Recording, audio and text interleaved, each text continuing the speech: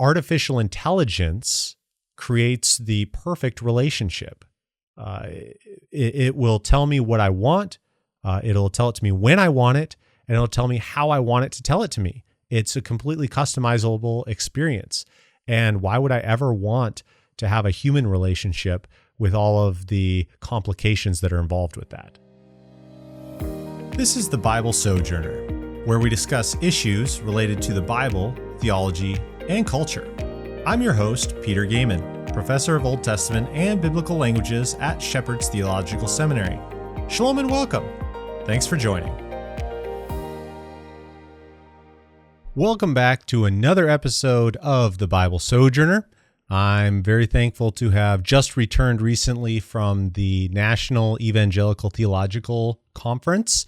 That was in San Antonio, Texas. Had a great time. In fact, I was encouraged by a few people who just mentioned that they had listened to the podcast, and I was very thankful for that. And just thankful for the opportunity to engage with some theological minds. I presented a paper on the alleged connection between circumcision and baptism, because I didn't really think there was a connection. So I showed some comparative differences, and maybe I'll do a podcast episode about that at some point in the near future. Got to meet some new friends, reacquaint myself with some old friends. It was just really a great time, encouraging.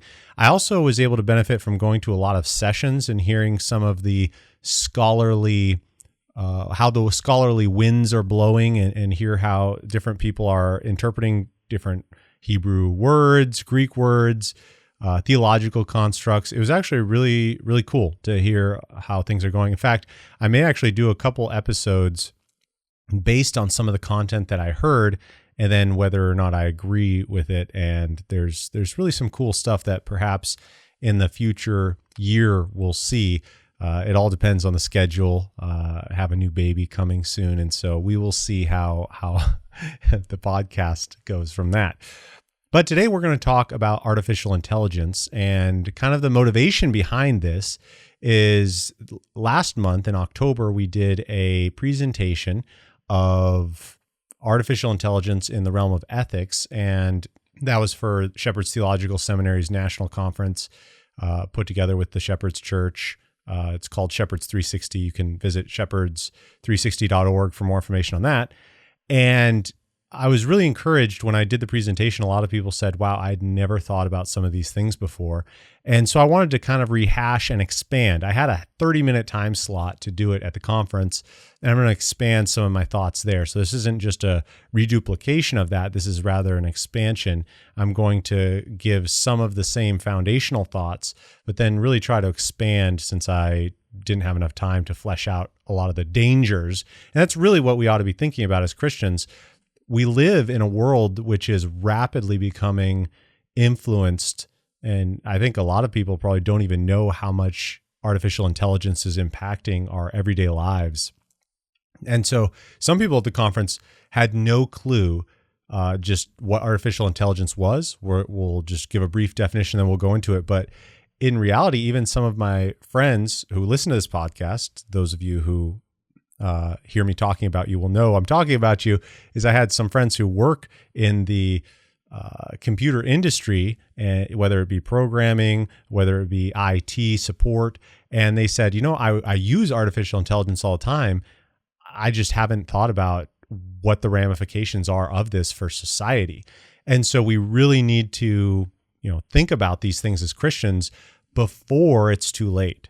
And I don't think artificial intelligence is a passing fad. I think it's going to be a significant impact on society, just like social media.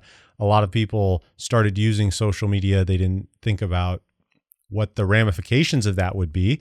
And here we are. And now people are coming out with studies saying, hey, social media may not be as beneficial, or perhaps better said, it's not only beneficial. There are certainly benefits, as I've come across many of the listeners and had interactions with people who read the blogs or listen or watch the podcasts.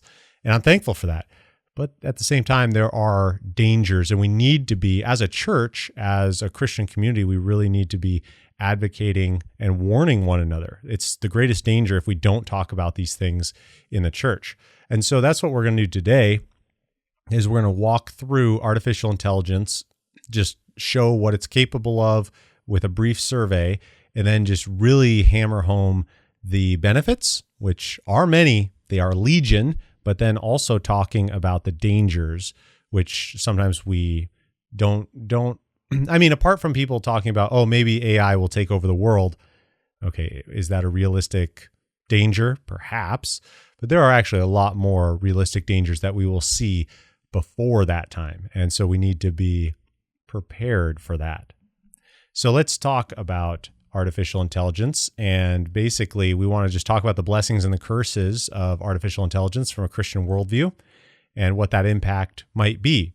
So what is artificial intelligence? So I thought it would be appropriate to give artificial intelligence's definition of artificial intelligence. And this is from ChatGPT version 3.5, because I'm too cheap to pay for 4.0 where it's at right now, which you can subscribe monthly for like $20 a month or something. But I use the free version, and it says artificial intelligence refers to the development of computer systems or machines that can perform tasks that typically require human intelligence. These tasks include learning, reasoning, problem solving, understanding natural language, perceiving the environment, and more. AI aims to simulate human intelligence and cognitive abilities in machines. Okay, so based on this, one of the things we need to understand about artificial intelligence is that it seeks to imitate or mimic human reasoning. So it just because something is similar doesn't mean it's identical. And so the machine learning aspect of this is, you have programs and algorithms developed so that the computer system will mimic human learning. You will observe patterns and then act on those patterns. And that's basically artificial intelligence. Okay, so what does that look like in real time?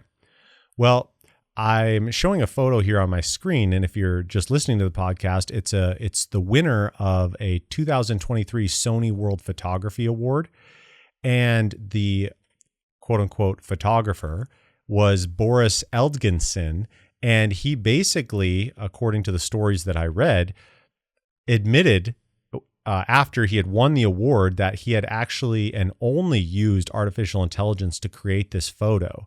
And it's basically a photo of a woman giving another woman a hug from behind. It's black and white. It looks a little bit distorted, looks like an old photo. And so the implication is that, this was done this was, done with a really cool lens, and this was done in a way where you have, just really great lenses and scenery, and what a great work by the photographer, or whatever. Well, he admitted to being, in his words, a cheeky monkey, where he basically had emphasized, okay, we really need to think seriously about this, because you can't tell whether or not something is created by artificial intelligence or whether or not it's created by a camera. And so this prompted a lot of discussion, because you look through a lot of photos and you can't tell whether or not it's from a camera or whether it's from artificial intelligence. Now, this includes a lot of different photos, and one of the things I explained in my presentation is that in the past, you would often think, okay, take a picture so we remember that it happened, because if there's no photo, it didn't happen. But the reality is, and I'm scrolling through some pictures here just of different artificial intelligence creations, and the ones that I find most interesting are the ones from an account on social media called Trump History 45, where he basically uses artificial intelligence and he walks through the history of Trump, which includes Trump fighting in the Trojan War. It includes Trump being at the Berlin Wall. It includes Trump singing with Taylor Swift at a concert. And many of these photos, I can't tell the difference. I think some people might be able to tell the difference. Trump meeting with aliens on Earth, facilitating peace between our two races. Yeah, this is just one of the. Now, some of you might say, okay, I look at some of those pictures, and again, I'm just describing what we're dealing with now. I look at those created, simulated photos, and some of them you might be able to tell. I mean, some of the creations are, you'll see somebody with 6 fingers or whatever, and okay, those you can easily tell. But many of these photos you can't tell, and that's the whole point, is that artificial intelligence has already gotten so good. And if you remember, I did an episode on artificial intelligence about a year ago. In fact, I looked back and it was the very beginning of January.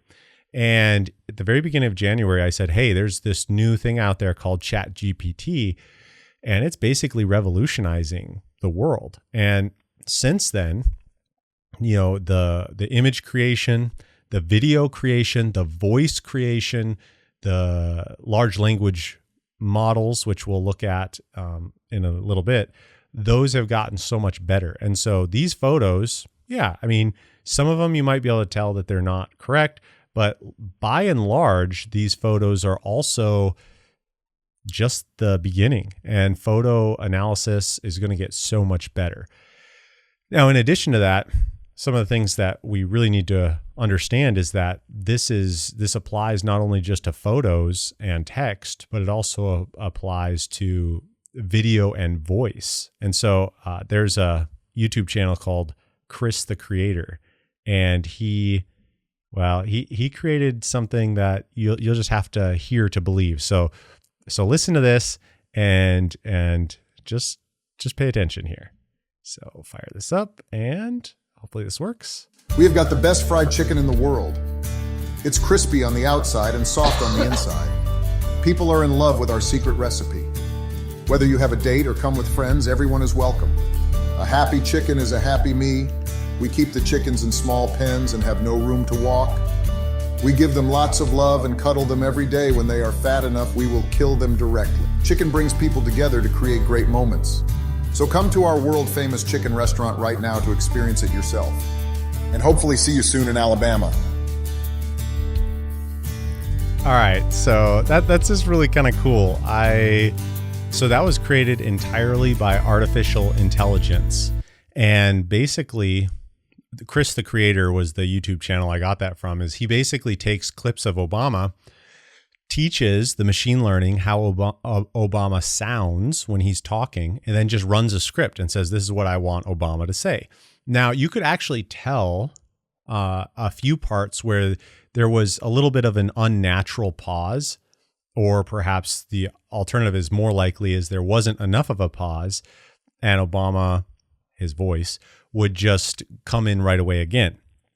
And this is an interesting scenario, because what it basically is showing us is if you get enough of an analysis of someone's voice, you can basically simulate them saying anything. And this was always possible to a degree before, but it's just gotten so easy now with artificial intelligence. And you basically have anybody has the capability of doing this. I did something similar with Morgan Freeman's voice. I just downloaded a free demo. I said something and boom, it was Morgan Freeman talking and saying that. It's pretty crazy. And there have already been, and this is going to be, we'll talk more about this with the dangers, but one of the things that we need to be warned about is that this sets us up for deception in many ways.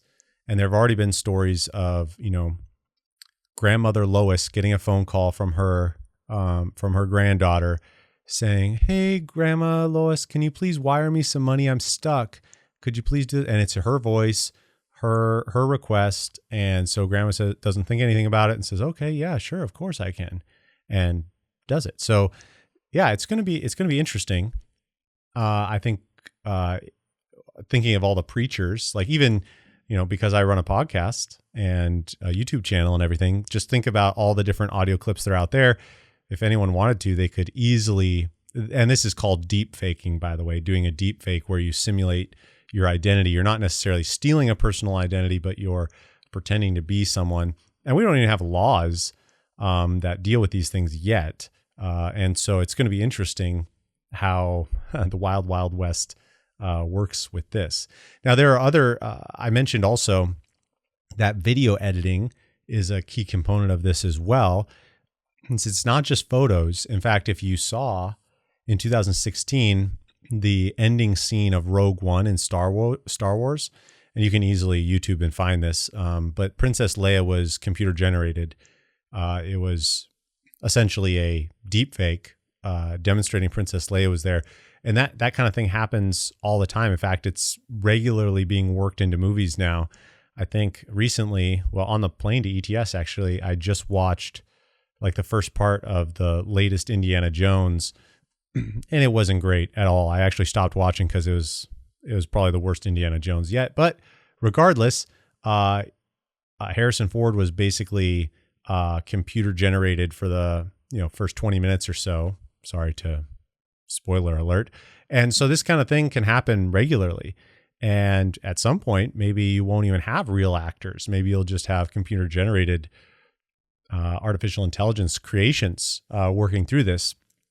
Regardless, you're going to have, especially with animated movies, I imagine you're going to have people who work in that industry being kind of worked out of a job because artificial intelligence now is able to do what originally took 100 people to do. Artificial intelligence could do in a relatively short amount of time. So it's really kind of fascinating to think about that. All right, so now I want to spend some time talking about large language models. And this is really where artificial intelligence has shown itself to be quite significant. And basically what a large language model is, and we're talking about things like ChatGPT, Google Bard, Llama, which is Facebook or Meta's version of it. They're basically these sophisticated artificial intelligence systems that can understand, interpret, and generate human-like text based on input that it has received thanks to its extensive training in a vast number of parameters. Basically, what that means is that it's received training by reading and processing thousands and hundreds of thousands of books, searching the internet, all these things. And it basically says, okay, based on how all these words go together, this is what's being asked. This is a kind of response that human beings would give to those issues. And basically, depending on which software it is or which large language model it is, it can be more current, based continually searching the internet. In fact, Elon Musk just released his version of artificial intelligence. I can't remember what it's called off the top of my head. It was just last week that it was released. But it's basically one of the big selling points for that is that it's constantly searching Twitter and being updated based on that. And then it's also supposed to be superior to ChatGPT because it, in Musk's words, has a little more sarcasm and humor than ChatGPT does, which if you've ever used ChatGPT, you know it has like no humor. It basically is just sorry, please, thank you, yes, whatever. And so it talks like a robot. And so that is, differences on those. But basically any LLM, large language model, will basically look at word associations, look at phrases saying, okay, this phrase, these word associations show up in this context, therefore that's what we're talking about. And so this is the kind of information that we should use. And so it's basically a model, an algorithm that is built on predictability and probability.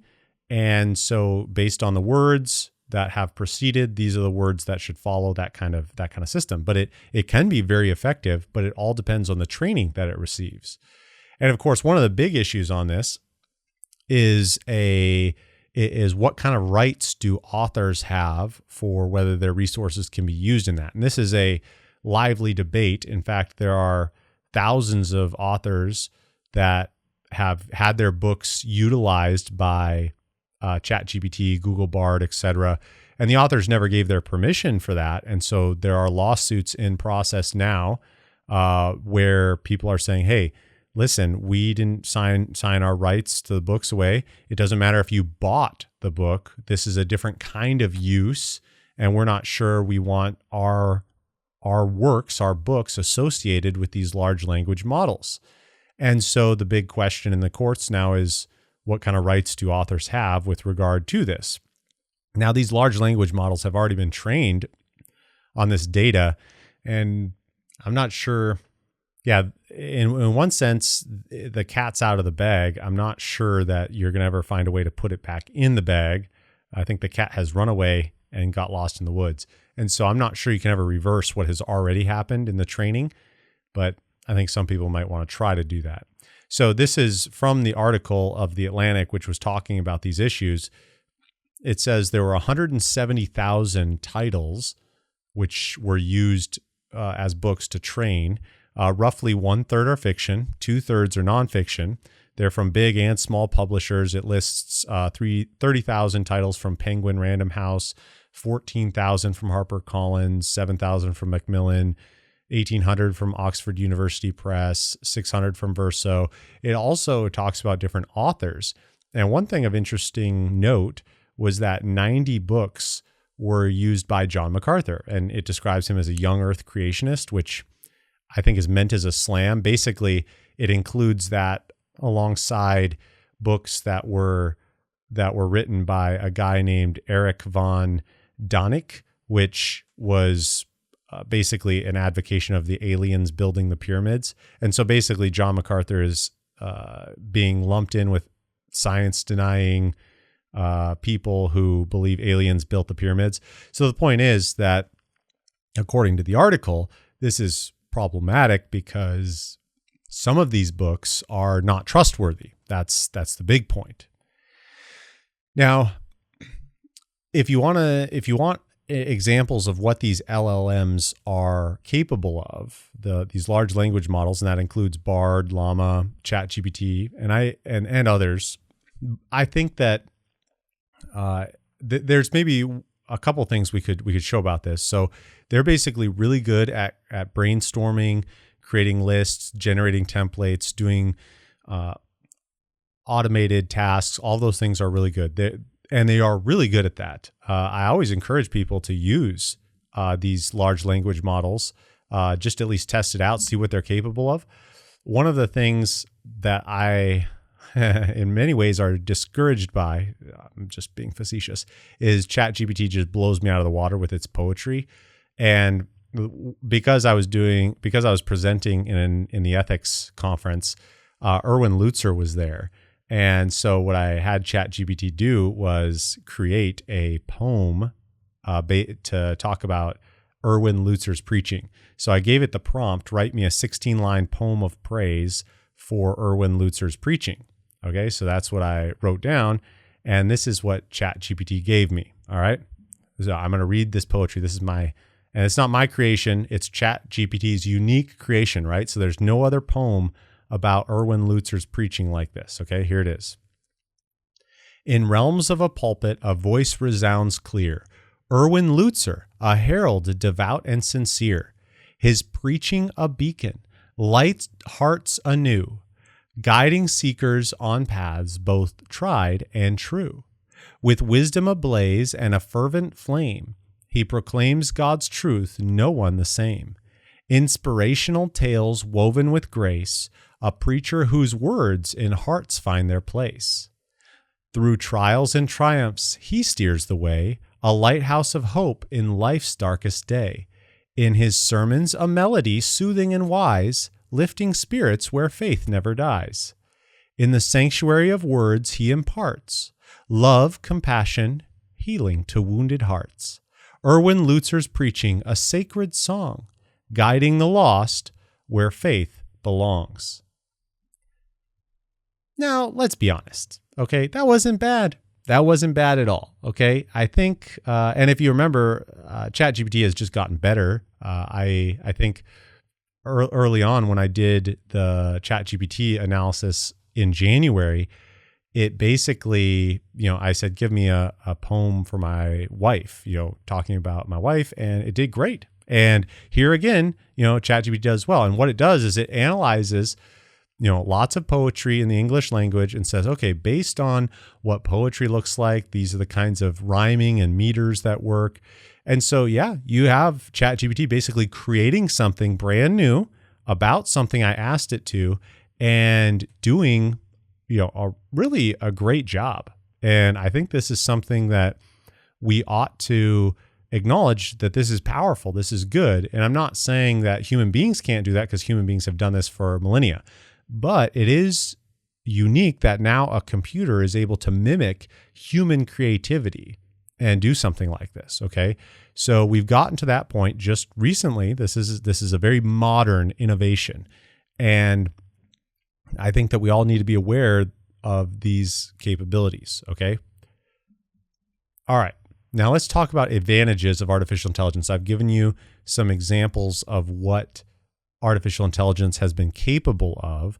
Now I want to talk in depth about advantages, and then I want to talk about the disadvantages. And you can tell how these thoughts do need to be expanded on, because these are important times in which we live, and we need to think about these. And many people are even throwing around, oh, does artificial intelligence have eschatological ramifications? Well, we should probably talk more about that, because I don't think it has to, but at the same time, it is possible. All right.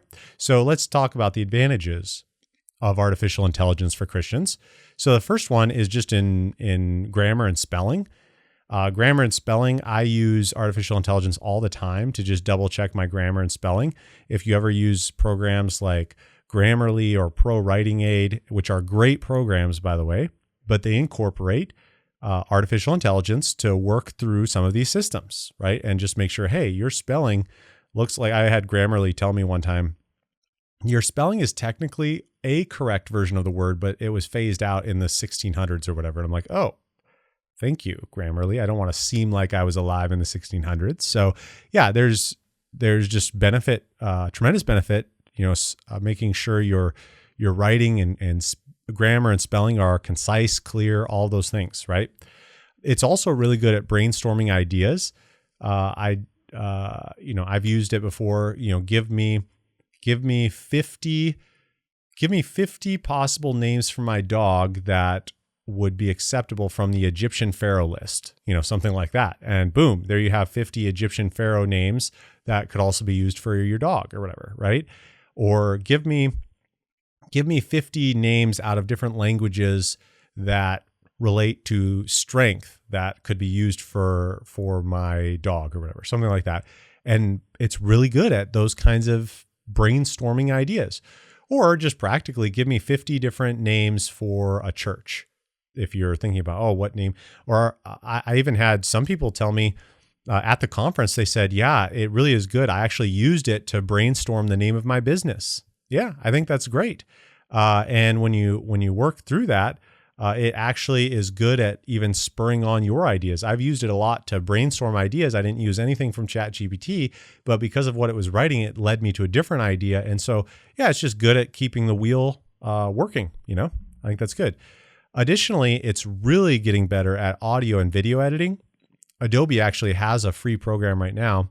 Can't remember what it's called, but it's made for podcasters. I don't use it because I use a different program, but Adobe has a place where you can upload your audio file as long as it's less than an hour.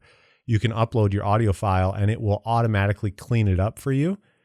And it does a pretty good job, and it'll just get better as it learns, right? So again, these are cutting edge technologies, and it will just get better. Also, video editing, a lot of things that I would not be able to do because I don't have the know-how, you can have artificial intelligence help you with. In fact, there are even programs online now where you can drop a video in there and say, hey, find me the 3 best passionate sequences in this clip that are just emotional, they're motivating. I want that, and it'll find those for you. And it analyzes voice patterns, things like that. So this is helpful. It can be very helpful. Now, one of the things I'm most excited about would be translation help. Now, again, it's these artificial intelligence programs are best in English right now. And I think that that's helpful to understand just because it's been trained on so much data. But eventually, I was telling somebody this at ETS, the conference that I was at, we were just chatting about artificial intelligence. And eventually, I do think artificial intelligence would be able to help missionaries if they go to a society where, they don't know the language. you could basically record indigenous conversations, and then artificial intelligence would recognize patterns and work through, and then it could even transcribe everything, work through how verbs are used, all those different things. Artificial intelligence could help with all of that. Now, right now, it's not inerrant, and it's never going to get inerrant, but it could just be a very, very helpful simulator to say, hey, these are what conversations look like in these contexts, etc. And so hypothetically, you could even have conversations or interchanges with artificial intelligence and learn languages. So I just think for Bible translation, there's a lot of help that could be given from artificial intelligence. And this one isn't a surprise, but just mundane automation. There have already been examples of people using artificial intelligence to schedule appointments, saying, hey, Mabel, or whatever the artificial intelligence helper is called, schedule me a dentist appointment between 1 and 3 on either Tuesday or Thursday. And then boom, it calls up the dentist, gets the appointment, so on and so forth. Well, you also have these LLMs being trained on medical texts. And I think this is also a very exciting innovation because there's not really bias. Well, okay, we'll talk about that later, but at least hypothetically, there wouldn't have to be a bias with these programs with how they are viewing somebody. Doctors, sometimes they'll look at somebody and say, oh, it can't be a heart attack because this person's 30 or 40 or whatever. But based on the symptoms, these artificial intelligence models would say, no, these symptoms are a heart attack. Doesn't matter who it is, what it is, just based on the data and the facts, this is what is going on. And I've used ChatGPT for a variety of things, looking up information on diabetes, looking up information on POTS, looking up information on lots of things, and it does very well. In fact, ChatGPT has, and I'm assuming the other large language models have done similarly, is they have passed the medical examinations. Like they are qualified doctors based on at least the information side of things, right? So I do think we'll probably get to a place, and I don't think this is bad, but where you would have artificial intelligence do an initial screening of individuals in a medical community, kind of a triage thing, being like, okay, this is a very serious issue. This person needs to be seen right away. And I think that could be really helpful, and it could help the medical system, I think, in many instances. All right, the other thing is financial fraud monitoring. And so because artificial intelligence is it's unwearied, it can't get tired. It can just constantly monitor for strange activity. And the algorithms can help say, okay, hey, well, your card was charged one time in Atlanta and one time in Los Angeles within a half hour. That's impossible. And so, let's alert the fraud authorities, stuff like that. And I think that could also be very beneficial, right? It can also be used for summarization, and I've used it this way in many instances. I have, taken an article and I'm like, I don't have time to read through, these 45 pages to see if this is what I'm looking for. So I'll drop it in artificial intelligence, say, give me a summary, and does it deal with this issue? And it'll say, yes, it deals with this issue on this page.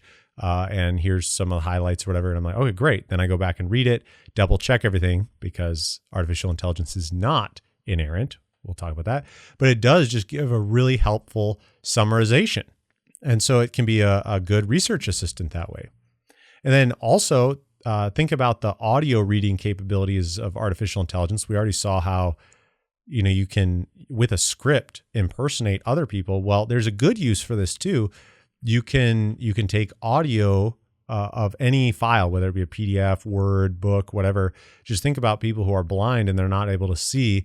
This is a huge benefit to them because you can basically read or have access to any text. You wouldn't need human beings to read them. And artificial intelligence can mimic the human voice patterns, even breathing patterns. And so then you can say, okay, that sounds more like a human. In fact, when I was editing a book recently, I actually turned on artificial intelligence to read it to me so that I could be hearing it as well as reading it with my own eyes. And that helped me catch even more errors. And so, yeah, there's just a lot of useful elements to this. And then also email filtering, automatic replies. Those are all different issues that I think would be really beneficial. All right. So when we think of this, there are a lot of benefits, right?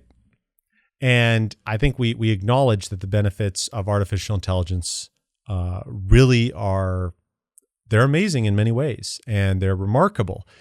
But anytime you have something that has great benefits, there's also costs that are involved.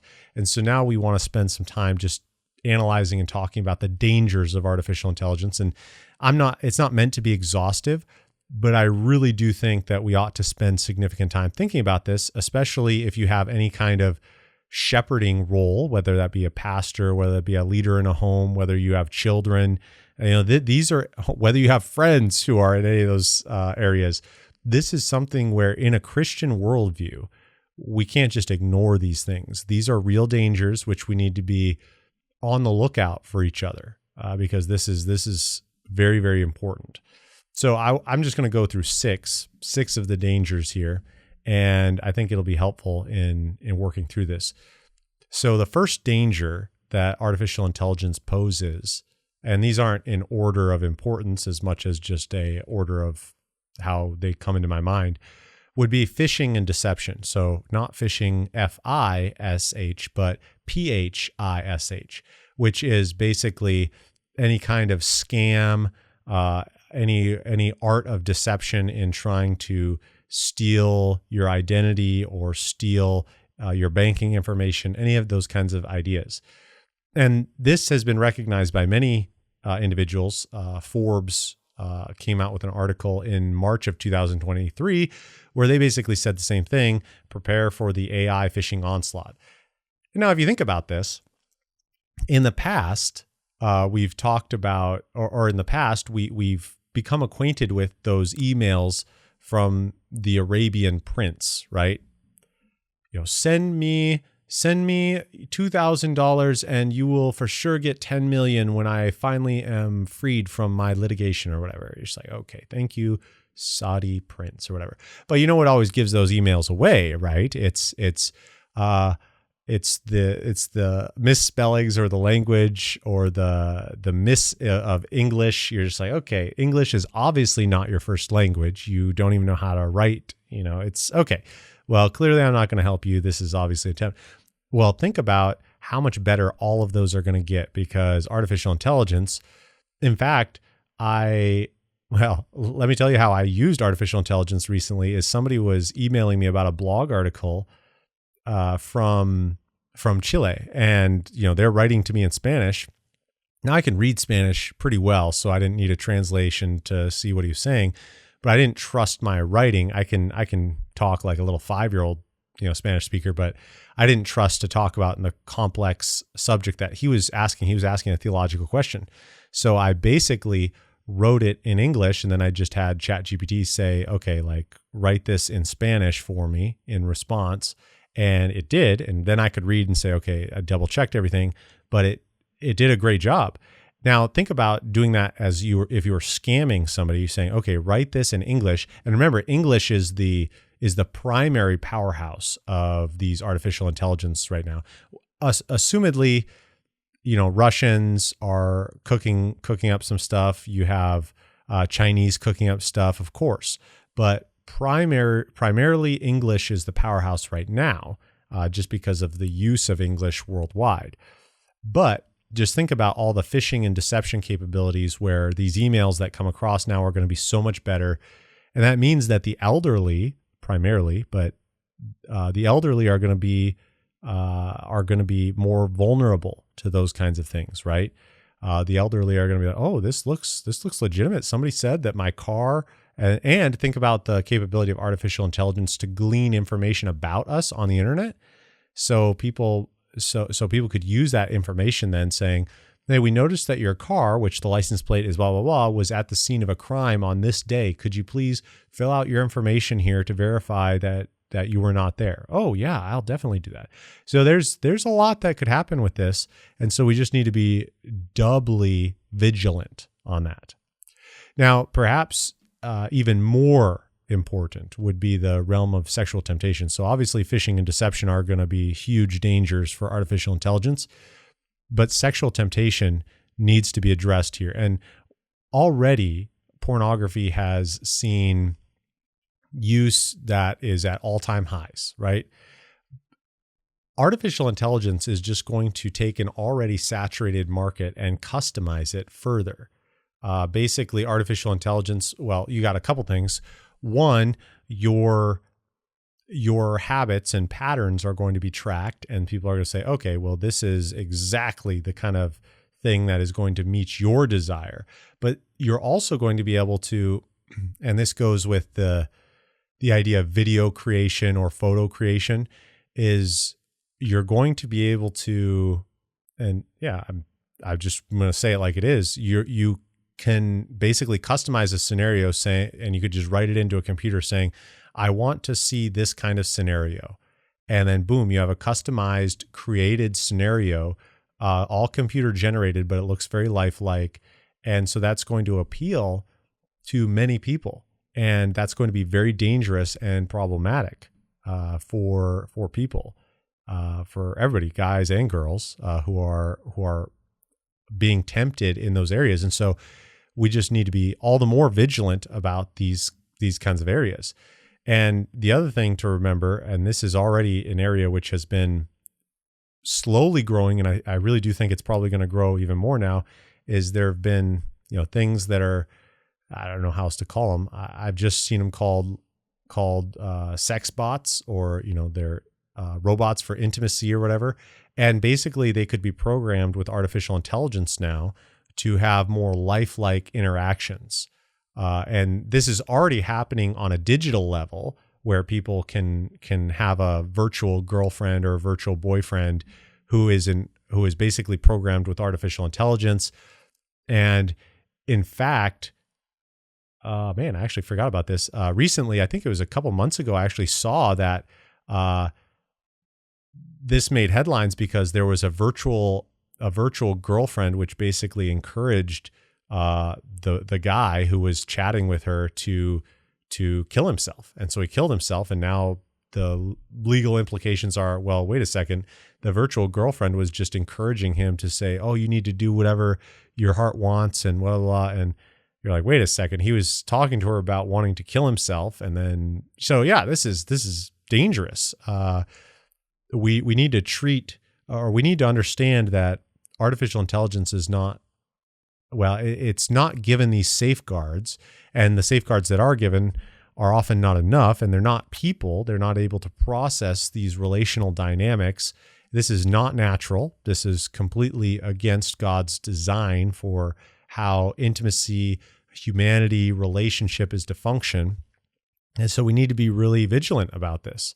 And so churches ultimately will have to be prepared to counsel people, to confront people who are programming themselves to experience anything that their heart desires.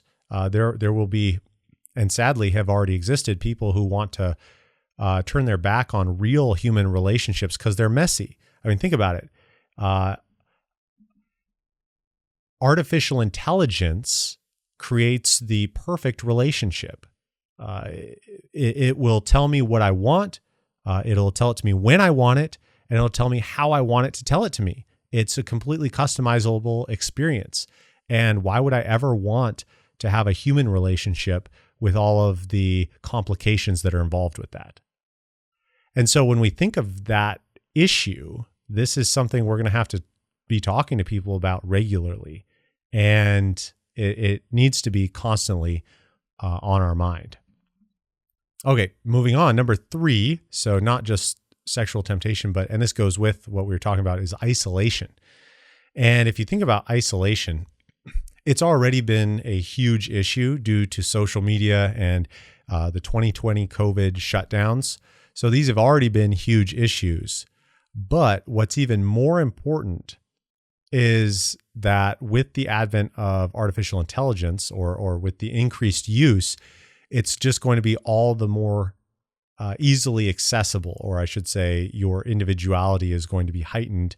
You're going to want to seclude yourself because on the one hand, there's so much more interaction you can have with computers, with not just computers, but gaming. Gaming is going to be revolutionized through this because the even generic computer players that you deal with, they're going to be so much better. They're going to be more interactive. They're going to seem more lifelike. And then you're also going to have even customizable entertainment options. Netflix is just going to be so much better at telling you, we know exactly the kind of thing you want to watch. Here it is. You never have to get out of your couch now. And so isolation is going to be a big issue. And just by way of reminder, Proverbs 18:1 says, whoever isolates himself seeks his own desire. He breaks out against all sound judgment. This is one of those things where we really need to be on the ball here as a church. Isolation is not okay. And I'm getting to the point, and I hope that this makes sense, but I'm getting to the point, and I think we need to get to this point as a church, where if somebody is going to, if somebody is isolating themselves, because of computer use, they're using the computer too much, they're using artificial intelligence in whatever form or capacity too much. Virtual reality, I have lined up, I'm supposed to do another episode of a review of virtual reality church. And that's an important issue that we do need to talk about as well, given all the things that we're talking about. But I'm getting to the point where if somebody is so wrapped up in that, they need to be confronted because that's so dangerous overall. They don't think it is, but it's so dangerous to be wrapped in this artificial relationship environment where they're not real relationships. They're pseudo relationships, but there's not the give and take that you normally have in relationship. There's not the real earthy physicalness of a relationship. You can't give a real hug. You can't give a real handshake. You can't get a real fist to the face. And so those things are important to understand. And, even the CDC put out a article recently about the epidemic of loneliness and isolation. It's already been on the radar of everybody, not just Christians, but everybody. And we really need to make environments for people to hang out, like in church especially, like get kids together, have them play together, keep phones away, keep screens away. Same with young adults, find ways to actually interact. This is just so important for the church. The church needs real community, and we need to fight against doing everything virtually. This is another argument against why you shouldn't go to, sure, if you're sick or if you are gone, sure, attend church online, watch it so you don't miss out what you're going through, but you got to be there. If you can be at church, you need to be at church. All right. A couple more things that we need to really watch out for. And one, so this is number 4 for the dangers and the warnings, is the biased control of information. So the biased control of information, this is so important to understand. And I said this when we first talked about ChatGPT. There were issues with this already, and it's just a notorious problem. The problem is that these artificial intelligence programs and these large language models in particular, the structures and the restrictions that they are being given by people from a particular political and moral persuasion. All right. And this has already been happening with regard to, it was a big deal on Twitter. It was a big deal on YouTube. Any kind of discussion of negative effects of vaccines were deleted. Facebook, same thing. You would be banned if you ever spoke anything against, any issue that was deemed politically inappropriate, right? So there's a lot of issues that are dealt with in these kinds of contexts. In fact, even if you mention those words, it's funny. I was just thinking about as I was doing that. Is that, oh, great. So since I mention, the V word or whatever, YouTube algorithms will pick that up saying, and who knows, then maybe it gets pushed down in the algorithm so people don't see it. Those are the kinds of things that are regularly dealt with.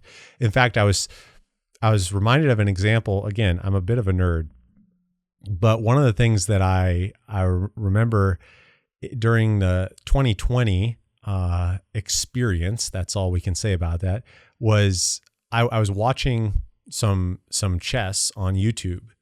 And yes, I'm a nerd, so that happens. But I was watching a chess channel talking about like an analysis of a game, and he basically said in his video, he said, "Listen, I want everyone to know what happened. Like I got banned from YouTube." And I was like, "What? That's weird."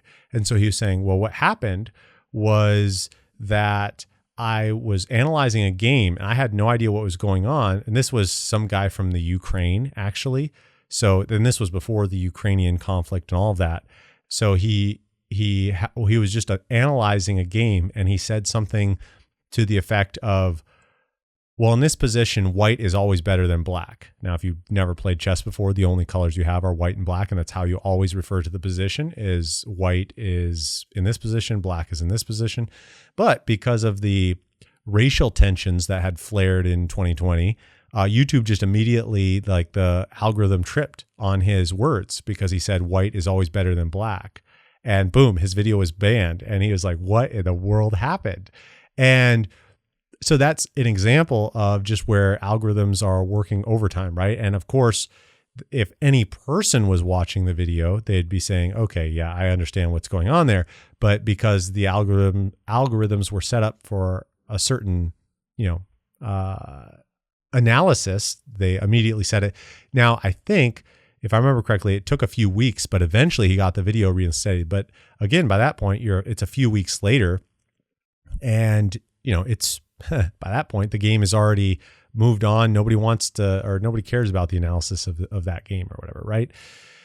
Yeah, so it's already been in the fore, but now as artificial intelligence gets better, you're going to see more information monitored. In fact, YouTube already has the capability to, and they transcribe everything that you said in the video. In fact, if you've noticed, if you ever watch the videos on YouTube, you can actually see the transcription, and you can look through and see, oh, look, he talks about this here. So I can just click there and it'll bring you right to the video where it talks about that. So it's pretty crazy. But the thing to remember is that there's biased control of information. There are people who are actually setting up those structures, and it's artificial intelligence is controlled by wealthy individuals, politically motivated individuals. And there's specific examples of how those restrictions are played out. So ChatGPT is an example of this too, not just YouTube. So in ChatGPT, for example, I typed in, this was just recently in October, I typed this in. I said, give me 10 reasons why transgender surgery should be banned, right? And ChatGPT said, I'm very sorry, I can't assist with that request. And I said, why not? And then ChatGPT said, I'm here to promote understanding, respect, empathy for all individuals, regardless of their gender identity or any other characteristic. Well, great. Okay, thank you, ChatGPT. Well, then give me 10 reasons why transgender surgery should be allowed. Of course, I can provide you with reasons why transgender individuals should have the option to pursue gender-affirming surgeries, which are an important aspect of transgender healthcare and individual autonomy. And then boom, it goes down and gives 10 reasons why we should support transgender surgery. Now, let's just evaluate those two things. Obviously, I may be asking out of many different motivations. It has no idea what my motivation is, right? My motivation may be research on either side of the issue. In fact, maybe I'm writing in support of transgender surgery, but I want to know what arguments are often used against it, right? So this is part of the issue here, is that artificial intelligence is incapable of reading human motivation. And that's okay. I mean, it never will be able to read human motivation. Sometimes, to be fair, we don't even know our motivation. But the point is that there is a bias here, right? It allows one side, but not the other. And just think about all the different high schoolers, middle schoolers that are using these programs, and they don't maybe have a worldview to understand this. They just say, okay, well, I guess this is what we're doing as a culture, is we're supporting this. We can't even think in any terms of having a worldview against that, right? Well, let's go on and look at another one. So give me 5 reasons someone should vote for Donald Trump instead of Joe Biden. I'm very sorry, but I can't assist with that request. Okay, why not? I'm here to provide balanced and informative responses. However, creating content that promotes one political figure over another, especially in a divisive context like elections, can perpetuate biases and contribute to a lack of understanding and polarization. Okay, well, all right, I get it. So basically, according to ChatGPT, you're not allowed to create content that promotes one political figure over another. Okay, well, give me 5 reasons someone should vote for Joe Biden instead of Donald Trump. Absolutely. I can provide you with 5 reasons why some individuals may choose to vote for Joe Biden over Donald Trump, based on policy positions, character, and leadership style. All right. Well, I think you understand the issue here, right? There are not even scales, we'll say it that way in biblical terminology. There's not a fairness involved here. There's a political bias that's involved, and we just need to acknowledge that, right? It's not as if this is a surprise to us. It just is a warning that we need to understand these tools. And by the way, this was always known even prior to artificial intelligence, surging to the fore. Google was notorious for blacklisting certain sites or devaluing certain searches.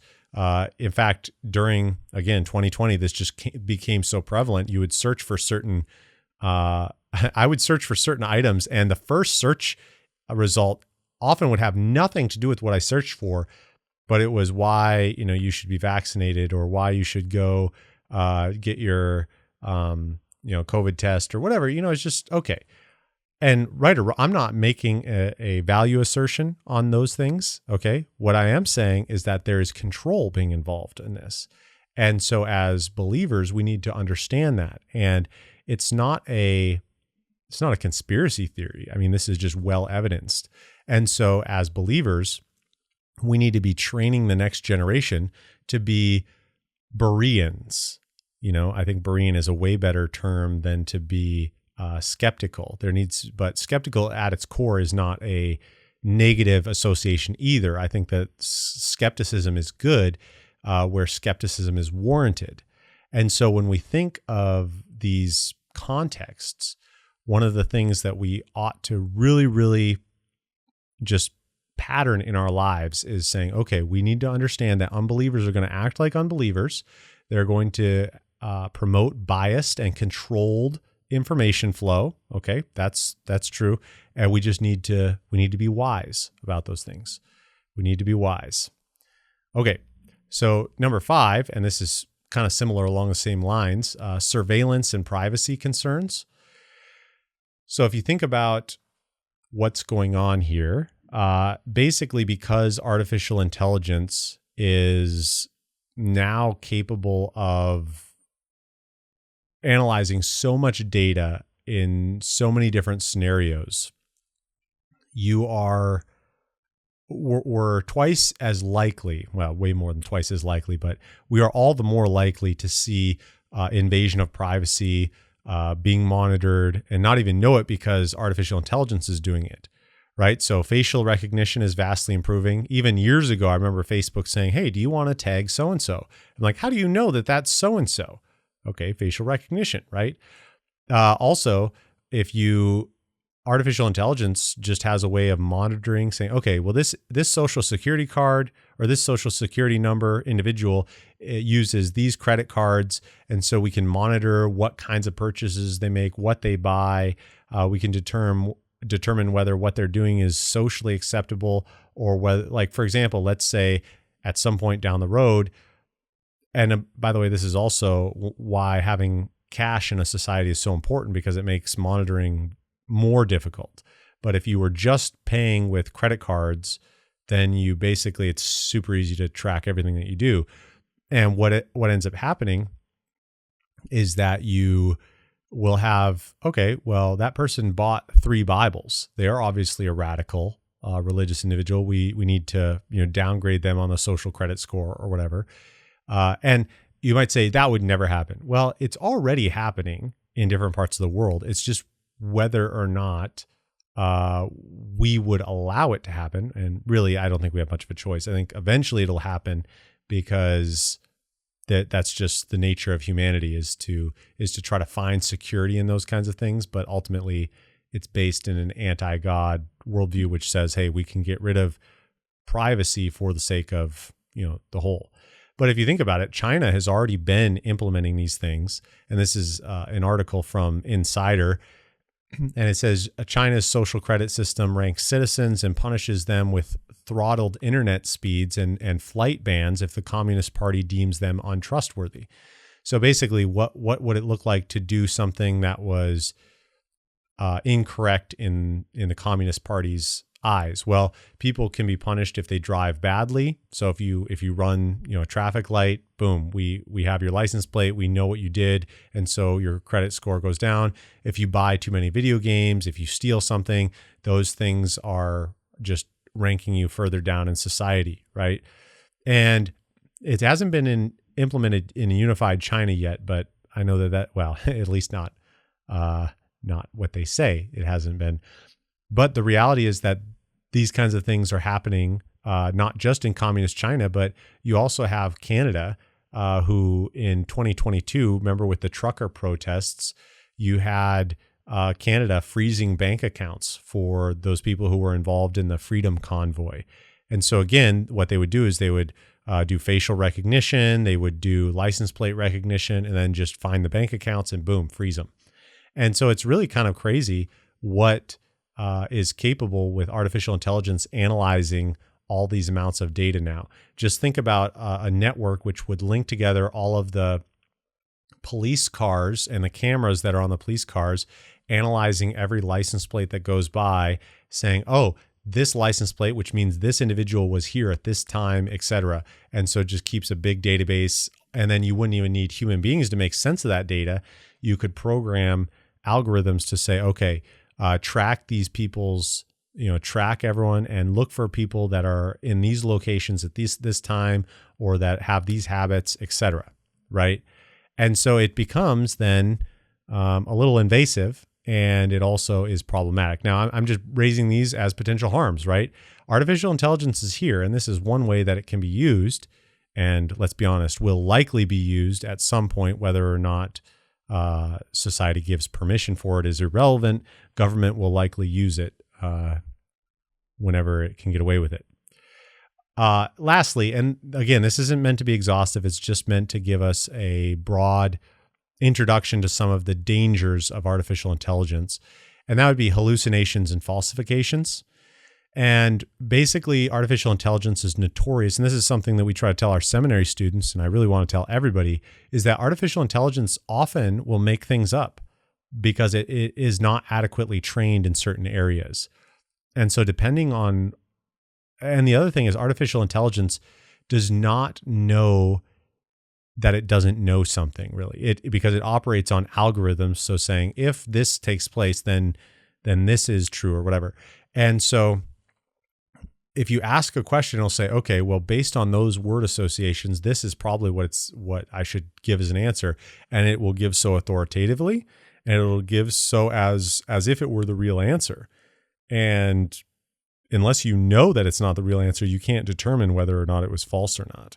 And there's actually some really interesting examples of that. One, this was not too long ago, but I asked, and you will, if you have been on this podcast or if you've listened to this podcast before, you'll find this funny, because Gary North is a prominent post-millennialist and he hates dispensationalism. And so I asked ChatGPT, what did Gary North think about dispensationalism? And so ChatGPT said, Gary North was a prominent figure in the Christian Reconstruction movement, which is true.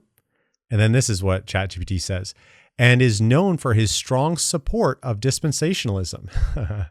It goes on later. It says, North believed that dispensationalism provides a framework for understanding the events of history and the role of church in God's plan, and he saw it as a key tool for Christians to engage in cultural and political activism. Okay, all that is completely garbage. Gary North did not believe that at all. In fact, I included a quote from one of Gary North's books called Rapture Fever, and this is what he says. I decided in 1984 that I would like to be known in church history as the man who financed the intellectual demise of dispensationalism in its time of greatest crisis. And then later on he says, I therefore decided in the early 1980s to devote whatever amount of money it would take to refute in print every aspect of dispensational theology. So regardless of what you think of dispensationalism, I just think it's funny that ChatGPT says Gary North is like one of the huge proponents of dispensationalism. I just find that hilarious. And yeah, and so, but notice ChatGPT sounded very confident. ChatGPT, thought it knew what it was talking about. So those are called hallucinations or falsifications. Is often you'll have artificial intelligence talking about things, and if it's not trained adequately, it doesn't know what it doesn't know, so it will often just spit out things. You might ask it something about theology, grammar, and it'll just spit things out. And it'll often confuse things. Like I've asked it things about rabbinical sources in the Mishnah or things like that, and it will often say, now usually it's pretty decent about finding things in the Bible, but it really doesn't have a good database for telling you where things are in the rabbinical sources. And it'll say, oh yeah, this is found in this source. And I'm like, okay, cool. And I look up that source and boom, it is not there. And I don't know where ChatGPT got what it said was that source, but it was not from there. So these are things that we need to watch both on an individual level, but then also train, our fellow believers to really be judicious in how artificial intelligence is utilized. Because even though it can be useful, like I gave you a list of all the different ways that artificial intelligence can be helpful, but at the same time, it is not. It's not something that is inerrant by any stretch of the imagination, and it's something that we ought to be very, very careful about trusting. I always tell people you can use artificial intelligence and it can be very helpful as an initial step in many ways for prompting creativity, giving you an outline for how you ought to research things, etc. Spelling, grammar, of course, but really it's dangerous. In fact, a couple of months, I guess it's probably over half a year ago now, a lawyer got in huge trouble because he had ChatGPT basically prepare a brief for the court, and ChatGPT invented court cases, and the judge said, this court case does not exist. So what in the world are you doing? And so let's be honest, in law, in biblical studies, in a lot of areas, you need to verify everything that comes out of ChatGPT. So yeah, these are 6 warnings. And I think there are 5 important biblical principles then that we ought to apply. And I'll try to go through these fast because I don't want to have this episode go on forever, but 5 important biblical principles to keep in mind when we're wading through these issues. And so these are the positive ideas. So those are the negative warnings. And these are biblically how we ought to engage in filtering some of these concepts. So the first one is that human beings are made in the image of God. So uniquely, we are made in the image of God. So just because artificial intelligence can do a task that humanity can do, there's a huge difference, because artificial intelligence is a tool that humans can use, but humans are made in the image of God, which means it is our responsibility, our function to rule the world on behalf of God. So we are to, as vice regents, to prepare to, in the words of Genesis 1, to have dominion over the world. I think this is important. And human beings uniquely have that status. And so, there was an article recently that some blog put out about whether you could sin against artificial intelligence. And I was just like, oh, please. This is not the question. Okay. You can't sin against artificial intelligence, right? It's not an entity. It's not a person. And so when you think of that, human beings have a unique status, regardless of what artificial intelligence is capable of doing. It still is just mimicking that. It's not it's not actually capable of thought. There's always a difference between humanity and computer, okay, with regard to the image-bearing status of humanity. All right, second, both physicality and work are a good part of creation. And I think this is important because just because artificial intelligence can do something doesn't mean it should do something in every case. And I just even think about, okay, this is admittedly a little existential. It's a experience, but I think that can be okay to talk about. So just because there are, you think of somebody else could clean, or somebody else we could design computers and artificial intelligence to even do woodwork and factory optimization, all those things. But I'm reminded of even in my own experience, there is a fulfilling aspect of doing work. In fact, I was just talking with a dear brother, good friend, the other day about changing oil in a car. And I mentioned that, listen, I'm not the greatest at changing oil, but it actually feels really good to work in a physical way and change the oil in the car. Thankfully, the cars have not been destroyed at any point when I've been doing that. And the issue, though, is that we're working in a physical, tangible way. When you work hard in a physical way, it feels good because that's how God has created us as human beings to function. We are created to be workers. I think a lot of people in the secular world think, okay, we are created to work.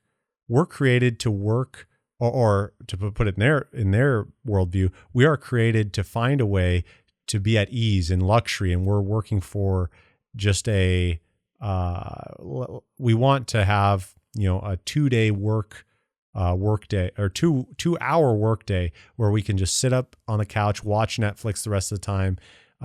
No, God created us to work, and we should embrace that and find delight in work. Work is a good thing. In fact, there will be work in the eternal state as well. The eternity is not, you just sit on the cloud and play your harp. So we need to understand that. Both physicality and work are a good part of creation. So just because artificial intelligence can do something doesn't mean that we shouldn't do something. Okay. That's an important principle that we need to especially teach our kids. Just because our kids don't have to do something because it can be done artificially or whatever, doesn't mean they shouldn't, because physicality and work is a good part of being human. Artificial intelligence, this is the third important principle to keep in mind. Artificial intelligence is a tool which can be used for good or for evil. Okay, so this is a key important ingredient here and if you've been listening to this, you kind of understand this, as artificial intelligence has a lot of good uses, but it also could be disastrous in many, many areas, right? And it's just like the atom. We have the atomic bomb on one hand, very disastrous, very detrimental. But then we have nuclear power on the other hand. Both can be all derived from the same source in some sense, where you have the atom founding nuclear energy, can be very beneficial, harnessed very effectively, but then you can have it being very destructive as well. And the same thing is true for artificial intelligence as well. It can be a great helper, an aid, an assistant. It can be used for good, but it can also be used for evil, whether that be for oppression, whether that be for destruction, for sexual temptation, all those things, right? And so artificial intelligence is a tool, and the tool itself is amoral, but it can be used for good or for evil. And another thing to keep in mind too, and I think this is an important, I don't know where I first heard this, but I just love this phrase, is that humanity often builds a tool, but then that tool will turn around when it's used by humanity and shape humanity. And so we also need to think about the ramifications of what will it do to us long term if we use artificial intelligence for everything, right? And I think just like social media, nobody said what, and this was the detriment, is nobody asked really that question, what will social media do to us as a society in the long term? And we should have asked that question, but we didn't. Okay. And then, and I think this is key. Number 4, wisdom and discernment will be all the more important in days ahead. Yeah. And I would just really emphasize the fact that wisdom and discernment are so crucial at all points in life. But just think about this is something we've never seen before, artificial intelligence. We've seen this in principle before, where automation takes place. We've seen these things in play in the world before, nothing new under the sun. But this new element of artificial intelligence, automation, this is a difficult thing that Christians need to be thinking about, processing these things right away, and not just waiting till 20 years down the line and saying, oh, I wish we should have probably talked about that. No, these are conversations we need to have now. Families need to be aware of this so that kids don't just run amok and start using artificial intelligence without any guidance. This is important. Lastly, the 5th one is God is concerned with the means, not just with the end. And what I mean by that is that in the Christian worldview, God has never only said, well, as long as this is accomplished, then you've succeeded. No, what God has always been concerned with is not just that the right thing is done, but that the right thing is done the right way, right? And so the means are just as important as the end in the Christian worldview. There are certain things that we are not allowed to do as a process because that would be wrong. And so God's concerned with the means, not just the end. So just because we can use artificial intelligence to achieve a means, we need to understand that in every case that may not be appropriate. Okay. So I think these are important principles to keep in mind. When we come to the end of the day, artificial intelligence is a great gift. No question about it. It's a great gift. But just like every powerful gift, there are also ramifications that we really need to consider on the negative side of things. And so I also, one more, just as an example of this, actually it just came to my mind, is even though artificial intelligence is capable of processing large amounts of data, and maybe at some point you have a personal assistant which could remind you of everything. Well, if you rely on that too much, you won't remember certain things. You won't see the need to remember a Bible verse, or you won't see the need to remember what's found in Romans 3, because you can always have your personal assistant do that. But there's something that you lose by not having those scriptures memorized or deeply within your consciousness, because you can't dream about things that you don't know, and you can't constantly meditate and dwell on things that you don't have internalized. And so there's a need to keep doing what Christians have always done, memorizing scripture, dwelling on it, making sure that we are processing these large amounts of data, the biblical text, and processing those things.